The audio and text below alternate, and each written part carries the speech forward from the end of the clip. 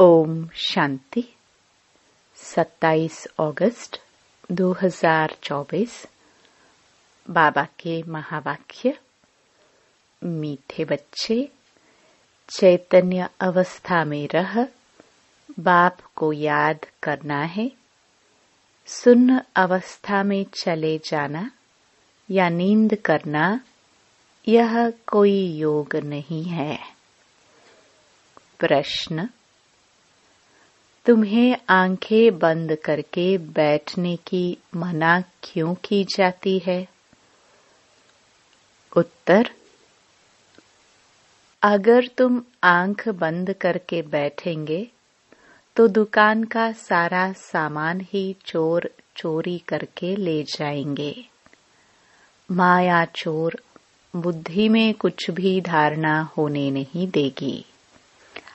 आंख बंद करके योग में बैठेंगे तो नींद आ जाएगी, पता ही नहीं चलेगा। इसलिए आंखें खोलकर बैठना है। कामकाज करते बुद्धि से बाप को याद करना है। इसमें हठ योग की बात नहीं है। ओम शांति। रूहानी बाप कहते हैं बच्चों को, यह भी बच्चा है ना, देहधारी सब बच्चे हैं। तो रूहानी बाप आत्माओं को कहते हैं आत्मा ही मुख्य है। यह तो अच्छी रीति समझो।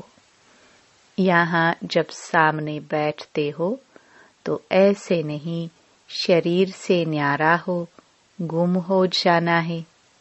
शरीर से न्यारा हो गुम हो जाना यह कोई याद के यात्रा की अवस्था नहीं है। यहाँ तो सुजाग हो बैठना है। चलते फिरते उठते बैठते अपने को आत्मा समझ बाप को याद करना है। बाप ऐसे नहीं कहते यहाँ बैठे बेहोश हो जाओ। ऐसे बहुत बैठे बैठे गुम हो जाते हैं। तुम्हें तो सुजाग होकर बैठना है और फिर पवित्र भी बनना है। पवित्रता बिगर धारणा नहीं होगी। किसका कल्याण नहीं कर सकेंगे, किसको कह नहीं सकेंगे। खुद पवित्र रहते नहीं और दूसरे को कहते हैं वह तो पंडित हो गया। मियाँ मिट्ठू भी नहीं बनना है, फिर वह दिल अंदर खाता रहेगा। ऐसे मत समझो हम सुन्न में चले जाते हैं, आंखें बंद हो जाती हैं। यह कोई याद की अवस्था नहीं है। इसमें चैतन्य अवस्था में रह बाप को याद करना है। नींद करना कोई याद करना नहीं है। बच्चों को कई पॉइंट समझाई जाती हैं, शास्त्रों में दिखाया गया है। सातवीं भूमिका में चले जाते हैं, उनको दुनिया का पता नहीं पड़ता है। तुमको तो दुनिया का पता है ना, यह छीछी दुनिया है। बाप को कोई जानते नहीं है। अगर बाप को जानते तो सृष्टि चक्र को भी जान जाए। बाप बतलाते हैं यह चक्र कैसे फिरता है, मनुष्य पुनर्जन्म कैसे लेते हैं। सत्युग में भल बड़ी आयु हो जाती तो भी बदसूरत नहीं होंगे। बाकी सन्यासियों का तो है हठ योग। आंखें बंद करना, गुफाओं में बैठे बैठे बदसूरत बन जाना। तुमको तो बाप कहते हैं गृहस्थ व्यवहार में रहते सुजाग रहना है। सुन्न में चले जाना यह कोई अवस्था नहीं है। धंधा आदि भी करना है, गृहस्थ व्यवहार भी संभालना है। सुन्न में नहीं जाना है। कामकाज करते बुद्धि से बाप को याद करना है। जरूर काम करेंगे, आंखें खोलकर करेंगे ना। धंधा आदि सब कुछ करते रहो। बुद्धि योग बाप के साथ हो, इसमें गफलत नहीं करनी है। दुकान पर बैठे आंखें बंद हो जाएगी तो कोई सामान ही ले जाएंगे और पता भी नहीं पड़ेगा। यह कोई अवस्था नहीं। हम देह से न्यारे हो जाते हैं। यह सब हठयोगियों की बातें हैं, रिद्धि सिद्धि वाले करते हैं। बाप तो अच्छी रीति बैठ समझाते हैं, इसमें आंखें नहीं बंद करनी है।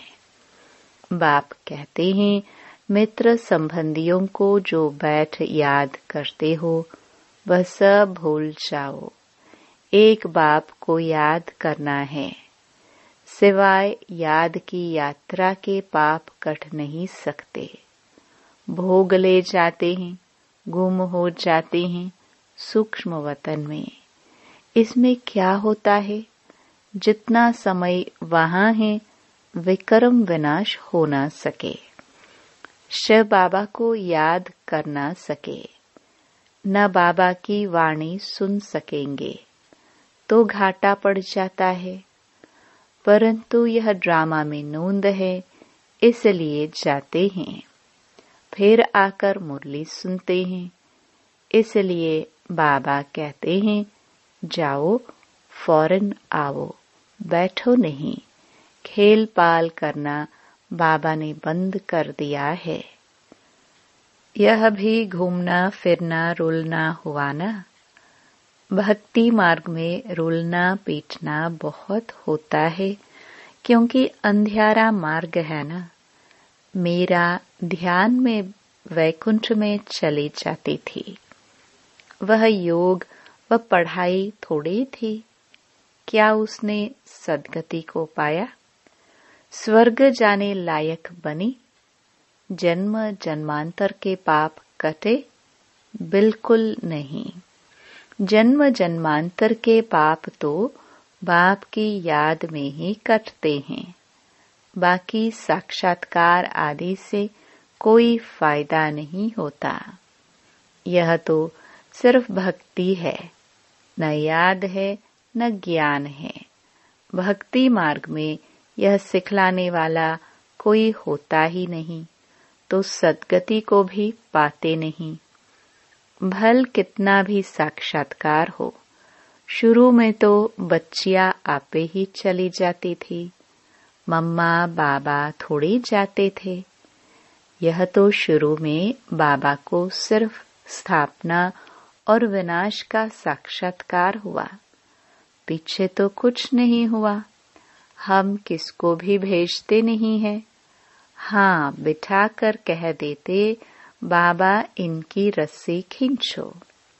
वह भी ड्रामा में होगा तो रस्सी खींचेंगे, नहीं तो नहीं। साक्षात्कार तो ढेर होते हैं। जैसे शुरू में बहुत साक्षात्कार करते थे, पिछाड़ी में भी बहुत साक्षात्कार करेंगे। मिरुआ मौत, मलुका शिकार, इतने ढेर मनुष्य हैं, वह सब शरीर छोड़ देंगे। शरीर सहित कोई सतयुग में वह शांति धाम में नहीं जाएंगे। कितने ढेर मनुष्य हैं, सब विनाश को प्राप्त करेंगे। बाकी एक आदि सनातन देवी देवता धर्म की स्थापना हो रही है ब्रह्मा द्वारा। तुम बच्चियां गांव-गांव में जाकर कितनी सर्विस करती हो। यही कहती हो कि अपने को आत्मा समझ, बाप को याद करो। सन्यासी तो राजयोग सिखलाना जानते नहीं। बाप बिगर राजयोग सिखलावे कौन? तुम बच्चों को बाप अभी राजयोग सिखला रहे हैं, फिर राजाई मिल जाती है। तुम अपार सुखों में रहते हो। वहां तो फिर याद करने की दरकार ही नहीं।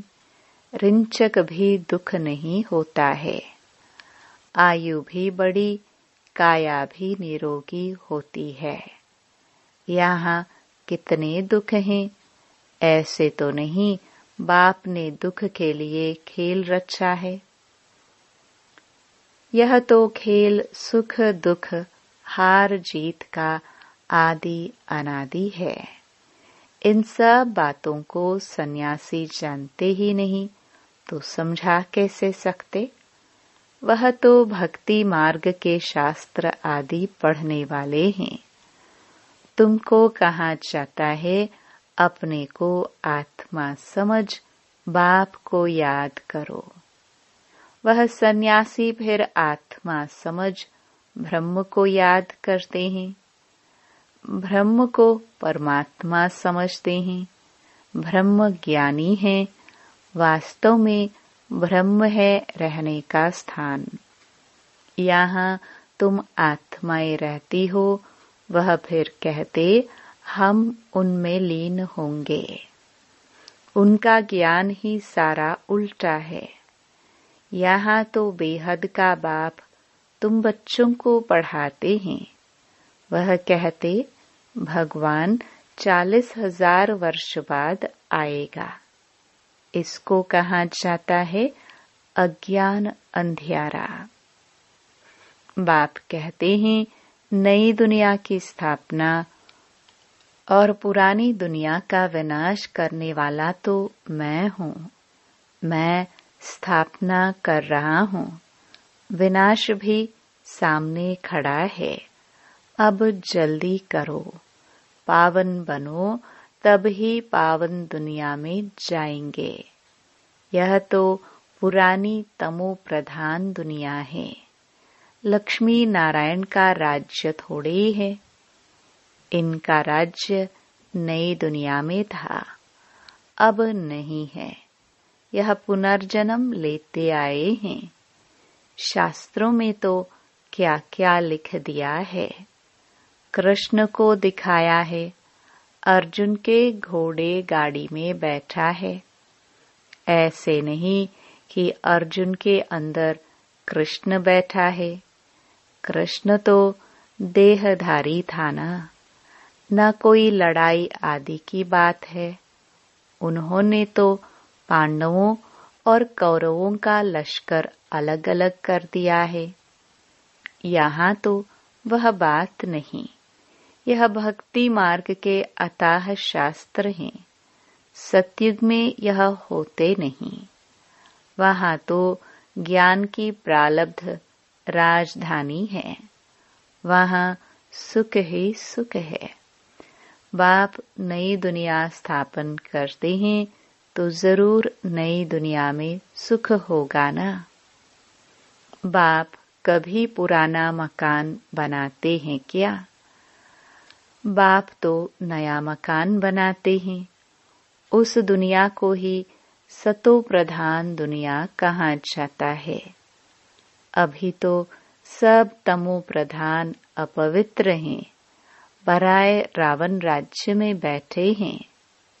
राम तो कहा जाता है शिव बाबा को राम राम कह राम नाम का दान देते हैं। अब कहाँ राम, कहाँ शिव बाबा। अब शिव बाबा तुम बच्चों को कहते हैं मामेकम याद करो। जहाँ से आए हो वहाँ ही फिर जाना है। जब तक बाप को याद कर पवित्र नहीं बनेंगे तो वापस भी जा नहीं सकेंगे। तुम्हारे में भी कोई विरले हैं जो अच्छी रीति बाप को याद करते हैं। मुख से तो कहने की बात नहीं। भक्ति में राम राम मुख से कहते हैं। कोई नहीं कहेंगे तो समझेंगे यह नास्तिक हैं। कितना आवाज करके गाते हैं। जितना झाड़ बड़ा होता है उतनी भक्ति की सामग्री बड़ी होती जाती है। बीज कितना छोटा होता है। तुमको कोई चीज नहीं, कोई आवाज नहीं। सिर्फ कहते हैं अपने को आत्मा समझ मुझे याद करो। मुख से कहना भी नहीं है। लौकिक बाप को भी बच्चे बुद्धि से याद करते हैं। बाबा बाबा बैठकर कहते थोड़े हैं। तुम अभी जानते हो आत्माओं का बाप कौन है। आत्माएं तो सब भाई भाई हैं। आत्मा को और कोई नाम नहीं, बाकी शरीर का नाम बदलता है। आत्मा तो आत्मा ही है, वह भी परम आत्मा। उनका नाम है शिव। उनको अपना शरीर है नहीं। बाप कहते हैं मुझे भी अगर शरीर होता तो पुनर्जन्म में आना पड़ता। तुमको फिर सद्गति कौन देते। भक्ति मार्ग में मुझे याद करते हैं। अनेक चित्र हैं। अभी तो नरकवासी से स्वर्गवासी बनते हो ना। जन्म तो नरक में लिया है, मरेंगे स्वर्ग के लिए। यहाँ तुम आए ही हो स्वर्ग में जाने के लिए। जैसे कोई ब्रिज आदि बनाते हैं तो पहले फाउंडेशन सेरेमनी कर लेते हैं, फिर ब्रिज बनती रहती है। स्वर्ग की स्थापना का उद्घाटन फाउंडेशन सेरेमनी बाप ने कर लिया है। अब तैयारी होती रहती है। मकान बनने में टाइम लगता है क्या। गवर्नमेंट करने पर आए तो 1 मास में मकान खड़ा कर ले। विलायत में तो मकान तैयार मिलते हैं। स्वर्ग में तो बहुत विशाल बुद्धि सतो प्रधान होते हैं। साइंस की बुद्धि तीखी होती है। झट बनाते जाएंगे। मकानों में जड़ित भी लगती जाएगी। आजकल इमिटेशन देखो कितना जल्दी बनाते रहते हैं। वह तो फिर रियल से भी जास्ती चमकता है। और आजकल की मशीनरी से झट बना लेते हैं। वहाँ मकान बनने में देरी नहीं लगती। सफाई आदि होने में टाइम लगता है। ऐसे नहीं कि सोने की द्वारिका समुद्र से निकल आएगी। तो बाप कहते हैं खाओ पियो भल, सिर्फ बाप को याद करो तो विक्रम विनाश हो, और कोई उपाय नहीं। जन्म जन्मांतर यह गंगा स्नान आदि करते आए हो, परंतु कोई भी मुक्ति जीवन मुक्ति को तो पाते ही नहीं। यहाँ तो बाप पावन बनने की युक्ति बताते हैं। बाप कहते हैं मैं ही पतित पावन हूँ। तुमने बुलाया है, हे पतित पावन बाबा आओ, आ करके हमको पावन बनाओ। ड्रामा पूरा हुआ तो फिर सब एक्टर्स स्टेज पर होना चाहिए। क्रिएटर भी होना चाहिए। सब खड़े हो जाते हैं ना। यह भी ऐसे है। सभी आत्माएं आ जाएंगी, फिर वापस जाना होगा। अभी तुम तैयार नहीं हुए हो। कर्मातीत अवस्था ही नहीं हुई है, तो विनाश कैसे होगा। बाप आते ही हैं तुमको नई दुनिया के लिए पढ़ाने। वहाँ काल होता ही नहीं। तुम काल पर जीत पाते हो। कौन जीत पहनाते हैं? कालों का काल। वह कितनों को साथ ले जाते हैं? तुम खुशी से जाते हो। अब बाप आए हैं सबका दुख दूर करने, इसलिए उनकी महिमा गाते हैं। गॉड फादर, लिबरेट करो दुख से, शांति धाम सुख धाम में ले चलो। परंतु यह तो मनुष्यों को पता नहीं कि अभी बाप स्वर्ग की रचना रच रहे हैं।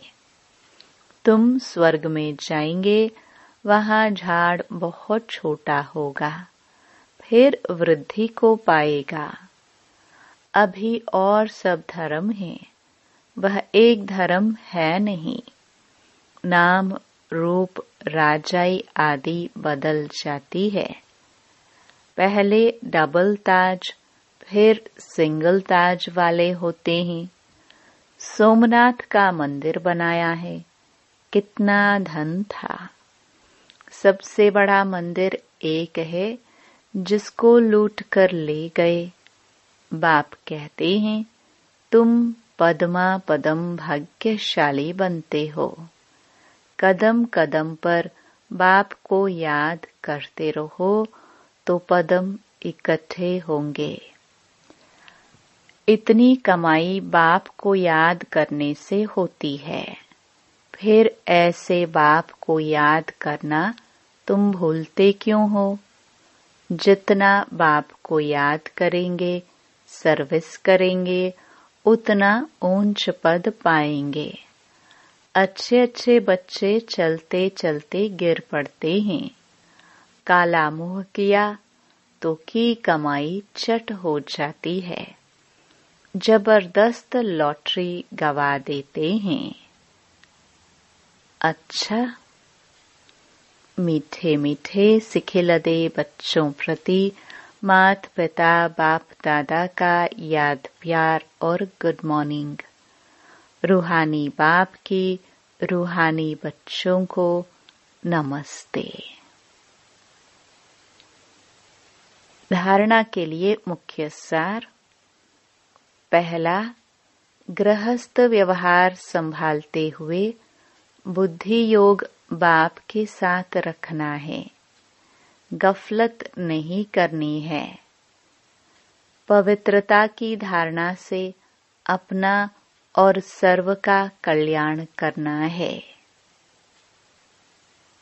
दूसरा, याद की यात्रा और पढ़ाई में ही कमाई है। ध्यान दीदार तो घूमना है, इसलिए उससे कोई फायदा नहीं। जितना हो सके सुजाग हो, बाप को याद कर अपने विकर्म विनाश करने हैं। वरदान। श्रेष्ठ स्मृति द्वारा श्रेष्ठ स्थिति और श्रेष्ठ वायुमंडल बनाने वाले सर्व के सहयोगी भव। योग का अर्थ है श्रेष्ठ स्मृति में रहना। मैं श्रेष्ठ आत्मा श्रेष्ठ बाप की संतान हूँ। जब ऐसी स्मृति रहती है तो स्थिति श्रेष्ठ हो जाती है। श्रेष्ठ स्थिति से श्रेष्ठ वायुमंडल स्वतः बनता है, जो अनेक आत्माओं को अपनी ओर आकर्षित करता है। जहाँ भी आप आत्माएं योग में रहकर कर्म करती हो, वहाँ का वातावरण वायुमंडल औरों को भी सहयोग देता है। ऐसी सहयोगी आत्माएं बाप को और विश्व को प्रिय हो जाती है। स्लोगन। अचल स्थिति के आसन पर बैठने से ही राज्य का सिंहासन मिलेगा। ओम शांति।